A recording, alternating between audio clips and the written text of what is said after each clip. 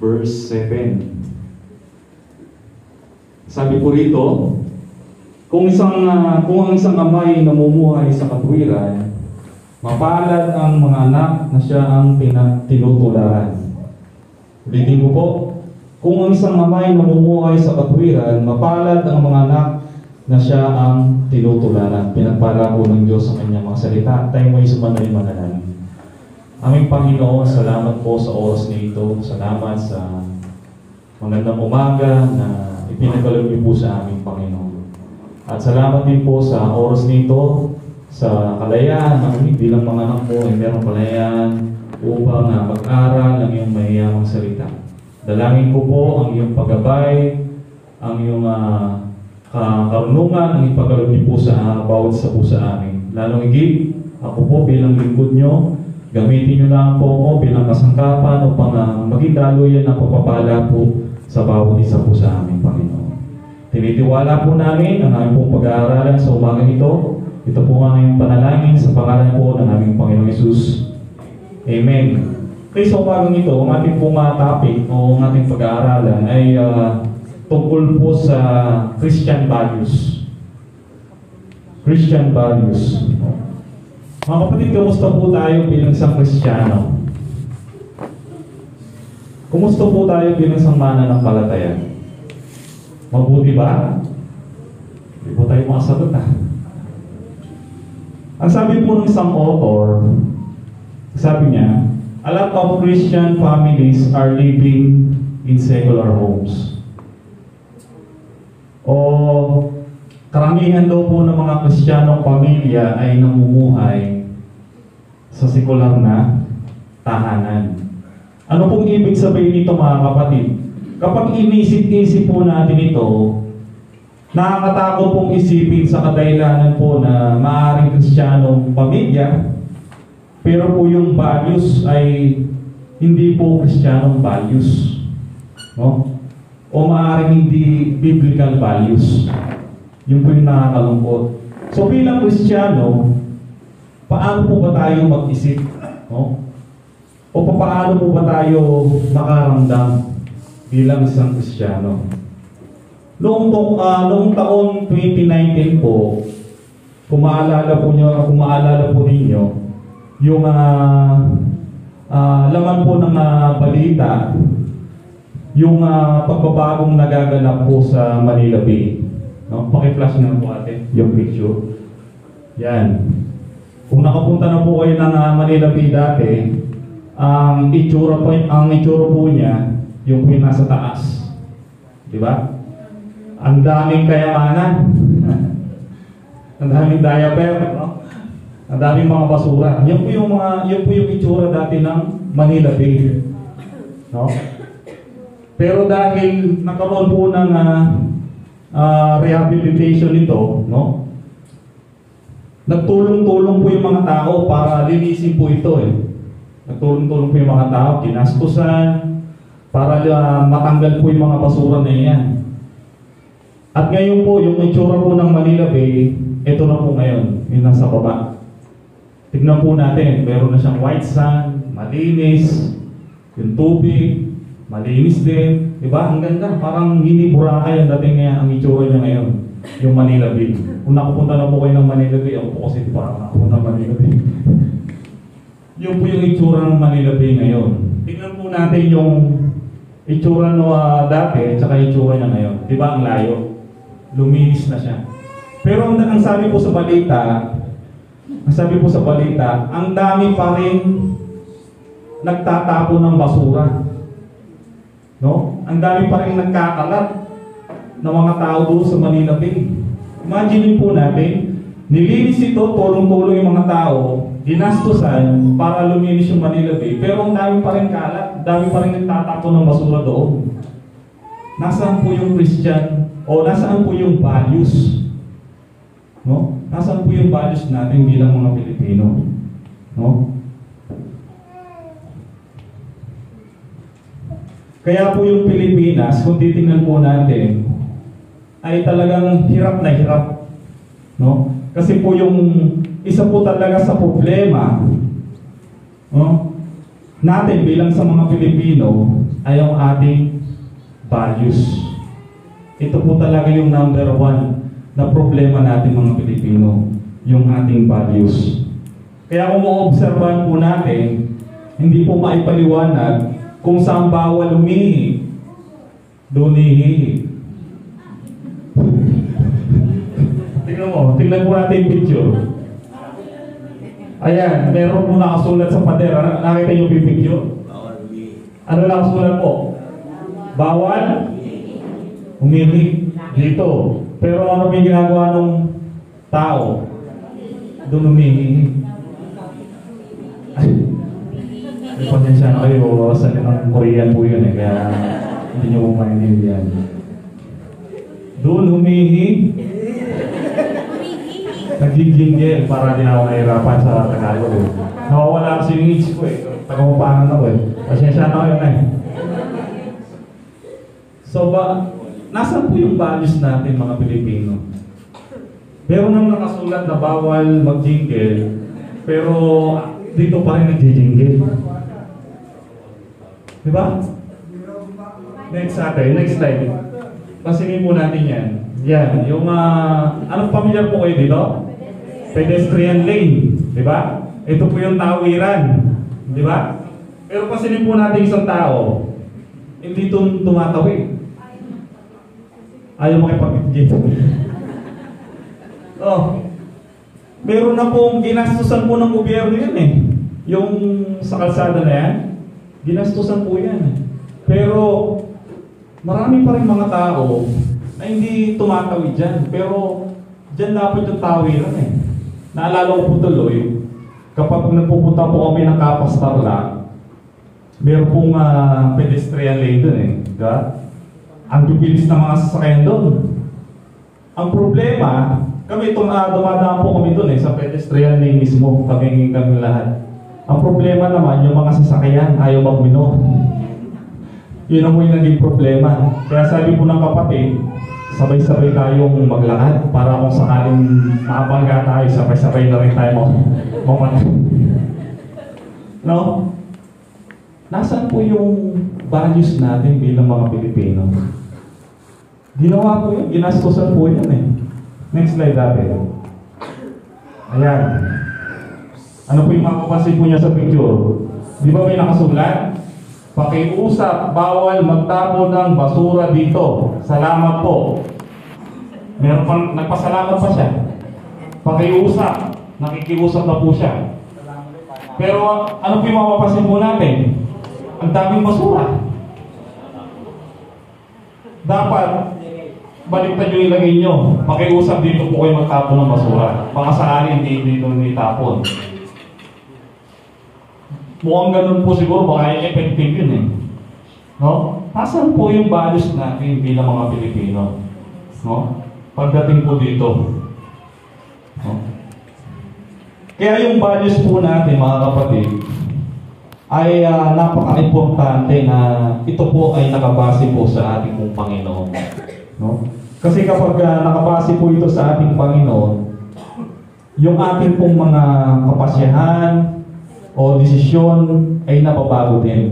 Even po yung ating behavior, yung ating pag-uugali. Kapag ito ay nakabase sa ating pong Panginoon. Nababago po yan.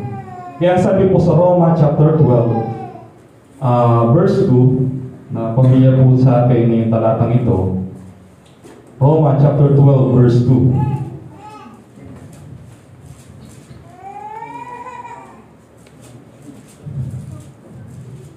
Sabi po rito, huwag kayong makiayaw sa takbo ng mundong ito. Sa halip, hayaan ninyong baguhin ng Diyos ang iyong pag-iisip upang maunawa ninyo ang kanyang kalooban. Sa gayon, magagawa ninyo kung ano ang mabuti, kalugod-lugod, at ganap na kalooban ng Diyos. So malinaw na sinasabi po ng talata na huwag tayong makigaya o huwag tayong umayon sa takbo ng mundong ito. Sa halip, sabi rito, hayaan ninyong baguhin ng Diyos ang inyong pag-iisip, yung ating pag-iisip, yung ating pag-uugali. No? Sabi rito, sa gayon, magagawa ninyo kung ano yung mabuti, kalugod-lugod, at ganap na kalooban ng Diyos. Ibig sabihin, wala tayong pagsisisihan dito. Diba? Kapag sinunod natin yung kalooban ng ating Panginoon, wala po tayong pagsisisihan. Kapag yun ang sinunod po natin, yung kalooban ng ating Panginoon. No? So dito po, sa ating pong pinag-aaralan, meron pong iba't ibang dimension ng ating pong mga buhay. 5 po ito. 5 dimension. No? 5 dimension ng buhay. Unahin po natin yung physical. No? Physical. Sa Daniel, sa aklat po ng Daniel, sa Lumang Tipan, chapter 1, kung babasahin po natin yung buong chapter 1 ng Daniel, makikita po natin doon na sila Daniel po at ang kanyang mga kaibigan na inutos ng Panginoon sa kanila na huwag silang kakain ng pagkain ng hari o gamit sa hari o inumin ng alak. Yun po yung sabi ng Panginoon kala Daniel. At kung papasinin po natin dito sa verse 5, ang sabi po rito, iniutos ng hari na sila'y paglaan ng pagkain at alak araw-araw mula sa kanyang sariling pagkain at alak. 3 taon silang sasanayin bago maglingkod sa hari. Verse 6, kabilang sa mga napili ay sina Daniel, Ananias, Misael, at Asarias, na pawang nagmula sa lipi ni Juda. Binigyan sila ni Aspenas ng mga bagong pangalan. Si Daniel ay si Belteshazzar, Shadrach naman ay si Ananias, Meshach si Misael, at Abednego si Asarias. At dito sa verse 8, ano po yung naging response ni Daniel at ang kanyang mga kaibigan sa hari o sa bantay ng hari? Ngunit ipinasya ni Daniel na hindi niya durungisan ang kanyang sarili sa pamamagitan ng kanyang pagkain, ng mga pagkain at alak na galing sa hari. Kaya pinakiusap niya kay Aspenas na huwag silang pakainin at painumin ng mga iyon. Makikita po natin kila Daniel at sa mga kaibigan niya yung kanilang paninindigan. No? Bagamat kung titingnan po natin, wala namang nakakita sa kanila eh. Kasi makaalipin po sila doon. Wala namang pakialam yung mga tao doon kung sila ay kakain ng pagkain ng hari, galing sa hari. Kung tutusin po natin, wala namang pakialam eh. Pero dahil meron po silang paninindigan sa ating Panginoon, no? Nanindigan sila sa kanilang pananampalataya, ay na hindi po nila durinisan ang kanilang mga pangangatawan, no? Ay hindi po sila kumain ng pagkain ng gagaling sa hari. Ano po yung sabi nila? Sa verse 12, pakiusap niya, subukin ninyo kami sa loob ng 10 araw, gulay lang at tubig ang ibigay ninyo sa amin. Pagkatapos, iambing ninyo kami sa mga kasingidad namin na pinapakain ninyo ng pagkain bigay ng hari at gawin ninyo sa amin ng nararapat. Sabi nila, pinakiusap nila sa bantay na tubig na lang at gulay ang ibigay nyo sa amin. Yun po yung pakiusap nila Daniel sa bantay. So, paiksin po natin kwento ay dahil sila ay nanindigan sa ating Panginoon na sila hindi kakain ng pagkain galing sa hari, sila po ay pinagpala ng Panginoon. Lumakas pa po yung kanilang katawan. No? Naging malusog sila eh. Kinumpara po sila sa ilang kabataan po doon ay mas malusog po sila kaysa sa mga kabataan na kasinggitan po nila. No? Ganun po ang nangyayari kay Daniel. Pinagpala po sila ng ating Panginoon.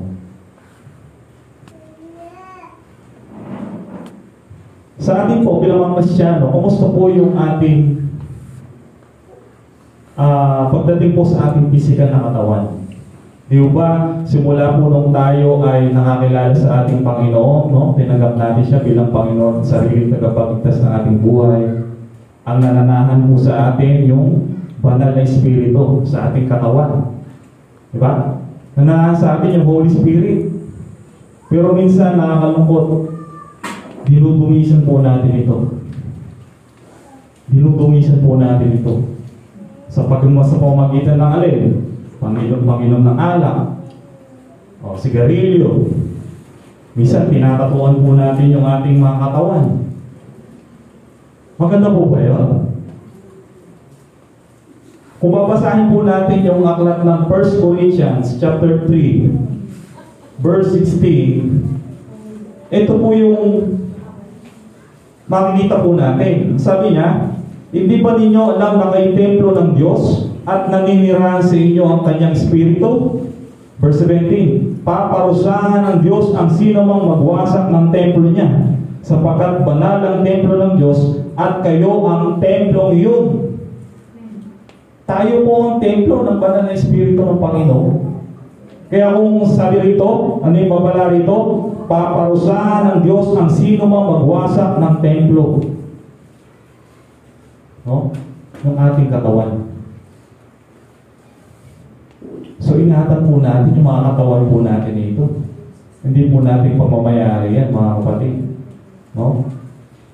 Huwag po natin sirain ang anumang kasalanan, immoral, okay, mabigat na kasalanan. Dahil ito po yung templo ng ating Panginoon. Ingatan po natin yung mga kapatid. No? Dahil meron pong babala sa atin ang salita ng ating Panginoon. Tayo po ay paparusahan ng ating Panginoon. No? Dahil ang ating katawan ay templo ng banal na espiritu ng ating Panginoon. Paalala po sa atin yung mga kapatid. No? Huwag po natin sirain yan. Paalagahan po natin yan. Pahalagahan, tama ba yung pagkakatagalog? Number 2. Sige, number 2. Bilisan na lang po natin mga kapatid. Number 2, social. Pag sinabing social, ano pong ibig sabihin nito mga kapatid? Social. Yung pakikitungo natin sa ating kapwa, tama? Kumusta po yung pakikitungo natin sa ating kapwa? Ang sabi po ng Galatians chapter 5, verse 22 and 23, ito po yung bunga ng banal na espiritu. No? Ano po yung fruit of spirit? Kung pamilyar po kayo? Ano? Subalit ang bunga ng espiritu ay pag-ibig, kagalakan, kapayapaan, katyagaan, kabaitan, kabutihan, katapatan, kainahunan, at pagpipigil sa sarili. Walang batas laban sa mga ito. Ito po yung fruit of spirit o mga bunga ng banal na espiritu. Simula po nung tayo ay nakakalala sa ating Panginoon, kailangan ay nakikita po sa atin ito yung bunga ng banal na espiritu sa ating buhay. Pero nakakalungkot, minsan, madalas, hindi po ito nakikita sa atin. Yung bunga ng banal na espiritu. No? For example, sa social media. Diba? Pasintabi po na wala po akong nais patamaan sa inyo. Sa mga pinopost po natin, kumusta po yung pinopost po natin, mga kapatid?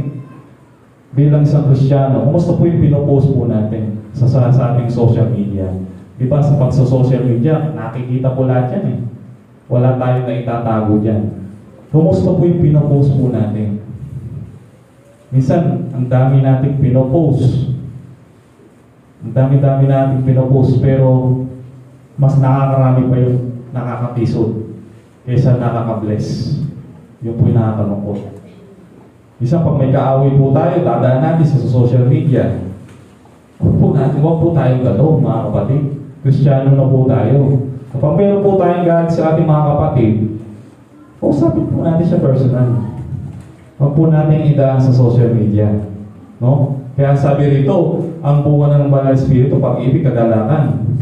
At yung uli yung pagpipigil sa sarili. Kailan nakikita sa atin yung pagpipigil sa sarili natin? No? O, hindi lang daw nabigyan ako, napopost na. Meron po sa ating ano? Wala. Nagbibigay naman daw lahat ng ulam, kaya walang magpo-post ng gano'n eh. So, ingatan po natin yung mga social, yung pinopost po natin. Yung pakikitungo natin sa ating mga kapitbahay. Kumusta po yung pakikitungo po natin sa ating kapwa, mga hindi mananampalataya, even sa ating mga kapatid na mananampalataya. Kumusta po yung pakikitungo po natin sa kanila? Maayos ba, mga kapatid? Maayos ba? Wala po sumasagot. 50-50. So, ingatan po natin, mga kapatid, yung ating patotoo. Katulad po ang sinasabi na buong ng banal na espiritu, yung pag-ibig. Nakita nawa sa atin yung mga kapatid, no? Kapayapaan, yan. So, ingatan po natin yan. Yun po yung pangalawa, social. Number 3 is environmental, no? Environmental o kalikasan, tama ba? Kalikasan. Sa Genesis po, kung babasahin po natin ang aklat ng Genesis chapter 1, verse 26 and 29, tayo pong mga tao ang pinagkatiwalaan ng ating Panginoon na mamahala sa kalikasan. Nilikha po ng ating Panginoon. Mga hayop, no? Lahat ng hayop, puno, lahat ng nilikha ng Panginoon. Tayo po yung number 1 na tagapamahala. No? Tayo po yung binigyan ng responsibility na mamahala sa nilikha po ng ating Panginoon. No? Sabi po sa Genesis chapter 1, sahin po natin.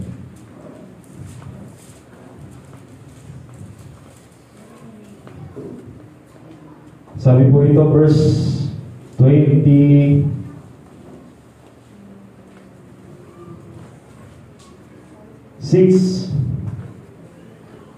Pagkatapos sinabi ng Diyos, ngayon likhain natin ang tao ayon sa ating larawan, ayon sa ating wangis. Sila ang mamamahala sa mga isda, sa mga ibon, sa impapawid, at sa lahat ng hayop. Maging maamo o mailap, malaki o maliit. Nilalang ng Diyos ang tao ayon sa kanyang larawan. Sila'y kanyang nilalang na isang lalaki at isang babae. At sila'y pinagpala niya. At sinabi niya, magpakarami kayo at punuin ninyong mga anak ang buong daigdig at kayo ang mamamahala nito. Binibigyan ko kayo ng kapangyarihan sa mga isda, sa tubig, sa mga ibon, sa ipapawid, at sa lahat ng mga hayop na sa ibabaw ng lupa. Ibinigay ko rin sa inyo ang lahat ng huri ng alamang nagkakabinhi at mga bungang kahoy bilang pagkain ninyo. So, ibig sabihin tayo po yung binigyan na number 1 na binigyan ng Panginoon na responsibility para mamahala sa nilikha po ng ating Panginoon. No? Pero mahirap. Ako po kasi mahilig pong manood ng documentaries. No, yung pinapanood ko po yung Eyewitness, yung Pre-Thinking Pinoy Channel. Mahilig po akong manood ng ganun eh. Ang sabi po dun sa documentary, sa Eyewitness, ang number 1 daw po sumisira ng kalikasan ay yung tao. Di ba? Tayo po yung number 1 na responsable sa kamatayan po ng mga karaming hayop na tinatawag po nating extinct o na nanganganib na pong mawala. Tayo po ang number 1 na responsable sa kamatayan po na yan. Diba? Yung mga puno sa bundok, tayo po yung pumuputol niyan, even sa dagat, tayo po ang sumira. Tao po ang sumira. Ang layo-layo na po sa responsibility sa Genesis. No? Tayo po yung una. Tayo po yung number 1 na sumisira. Kung tutusin, nandito na po lahat ang kailangan natin eh. Di ba? Nandito na po lahat eh. Ngayon po, kung titingnan po natin, ayon po sa pag-aaral, mas maganda daw po yung mga organic, tsaka yung herbal. Mas maganda po yun kaysa sa mga processed food. Mas maganda po yun, mas healthy. Saan magagaling yun? Saan po magagaling? Di ba sa kalikasan? Sa kalikasan po magagaling. Pero dahil binasak natin, sinira natin, wala na tayong pakukuha. Di ba? So dapat maging responsable po tayo pagdating po sa nilikha ng ating Panginoon. No? Maging responsable po tayo dyan. Minsan, meron po tayo makikita na nakasakay sa isang sasakyan. No? Tapos, bigla mo makikita, binabalibag yung mga pinagkainang mais. No? Plastic, bote, soft drinks. No? Kung ano-anong basura, tinatapon. Tapos, makikita mo pala papunta ng chapel. So, yung po yung masakit doon. Nasaan po yung Christian values natin? Mga kapatid. So, ingatan po natin. No? Yung nilikha o yung kalikasan na ipinagkatiwala po sa atin ng ating Panginoon. Dahil tayo po yung number 1 na tagapamahala po nito. No? Dapat hindi po natin ito sinisira. Number 4, yung intellectual. No? Ano ba yung dinadagdag natin sa kaisipan po natin o yung pinupuno po natin sa ating mga kaisipan? Ang sabi po sa Joshua chapter 1 verse 8,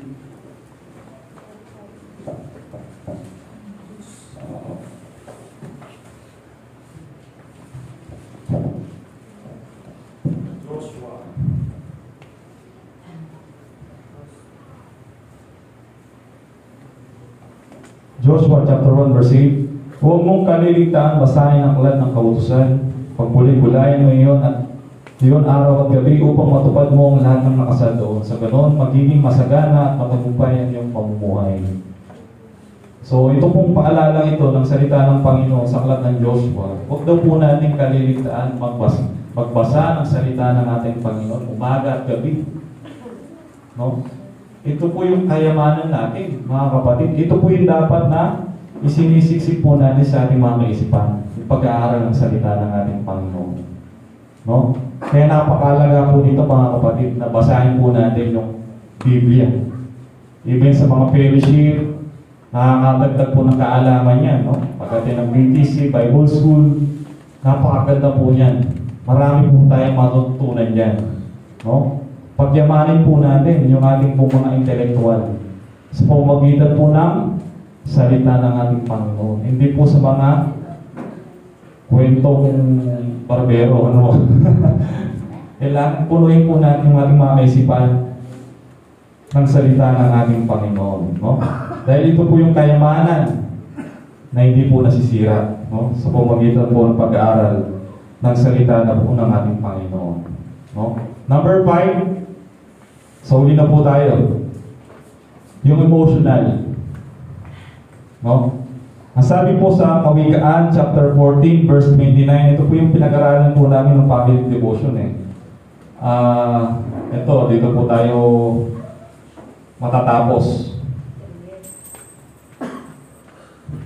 Devotion po lang si Parang Mel, kaya napakaganda. Sabi po rito, ang mapagpasensya ay mas higit ang karunungan, ngunit ang madaling magalit ay nagpapakita ng kahangalan. Mga kapatid, kamusta po yung emotional po natin, yung emotion po natin bilang isang Kristiyano? Sa mag-asawa, sa isang pamilya, kamusta po yung emotion po natin? Yung pinapakita po natin sa ating mga kapatid. Kamusta po tayo, mga kapatid? Kapag yung emotion po natin hindi po nakaalay sa ating Panginoon, ano po yung mangyayari? Tiyak na magkakaroon po ng away sigurado. Ibig sa mag-asawa, sa magkakapatid, no? Lalo-lalo na po sa mag-asawa Kapag hindi po, yung emotion po natin, hindi ito kontrolado ng ating Panginoon, madalas nag-aaway po tayo bilang mag-asawa. Ang sabi po ng isang tagapagsalita, ang babae daw po ay capable ng 50,000 words a day. Tama po ba yan? Ang dami na to. Is capable ng 50,000 words a day. Gano'n po kasi, tama po ba yung mga kababayan? O hindi pa doon, parang Michelle. 100,000 doon yung parang Michelle. Okay. Sa kulang tayo. Sa kulang yun. 50,000 words a day. Yung kalalakihan daw po yung mga lalaki is capable ng 25,000 words a day. Ayun lang po sa pag-aaral yun, hindi ako nagsasalita ha. 25,000 words a day. Imagine po natin, kalahati lang pala. Kaya naintindihan ko yung asawa ko, hindi. Yung wish ko, ayun ang pinagpapasalamat ko sa Panginoon. Yung wish ko, napaka-hingin. Napaka-hingin niya. Madalas nga, ako pa yung pangangere. Baligtad eh. Kaya huwag na po tayo magtaka sa ating mga asawang babae kung yun ay dahil 50,000 words a day, hindi po po sila. So sana maintindihan natin yung mga kapatid na ha? Minimum pa lang. Original. Ang daming So, ang kasi, ang daming salita, no? Pero ang tanong, marami bang napagpala sa ating mga sinasabi? Sa ating mga partner, sa ating mga asawa? Madami ba yung pagpapala sa mga 50,000 na yun? O sa 25,000 na yun? O maraming nakaka-stress o nakakasakit ang salita? Yun po yung question dun eh. Marami nga sinabi pero isa lang yung pagpapala. So yun po yung question doon. Yung emotional po natin, mga kapatid, kaya sabi ng paalala ng Kawikaan, chapter 14, verse 29, na ang mapagpasensya ay mas higit na mahigit ang karunungan. Ibig sabihin, sa ibang salin, ang mahinahon ay mas higit ang karunungan. No? Ngunit ang madaling magalit ay nagpapakita ng kahangalan. Yung tatanungin ka pa lang, agad galit ka na. No, pangalan pa rin sinasabi mo, dahil mo sinabi. Ay, naku po, ingatan po natin yung mga mo. Ingatan po natin yung mga emotion po natin, mga kapatid. Huwag po tayo, parang tayo pinaglisa sa manang loob eh. Kailangan na ingatan po natin yung mga emotion po natin. No? Ingatan po natin yan. No? Lalo higit tayo po ay isang Kristiyano. No? Ingatan po natin yung mga kapatid. So bilang hamon po sa ating mga kapatid, kung yung ating pong Christian values o yung ating 5 dimension na ating buhay ay nakabase po sa ating Panginoon, tiyak po na tayo ay mararanasan po natin yung kapayapaan, yung kagalakan sa ating pong buhay bilang isang mananampalataya. Sa physical, social, environmental, intellectual, emotional, lahat po yan. Kapag yan nakabase po yan sa ating Panginoon, yan po mararanasan po natin yung kagalakan sa ating po mga buhay. Pagpalain po tayo ng ating Panginoon. God bless po sa ating lahat. Maraming salamat.